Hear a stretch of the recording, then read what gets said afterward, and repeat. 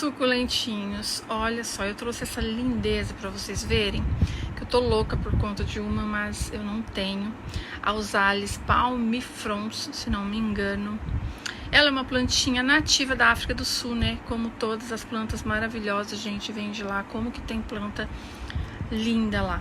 Ela cresce até uns 20 centímetros. As flores são uma graça, né? Parece branca, mas são rosa, bem clarinho.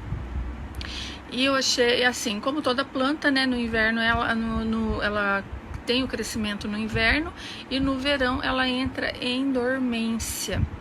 Dizem que é uma planta difícil de florescer, né? Ela demora um pouco mais para florescer, mas olha que joia, que coisa mais linda.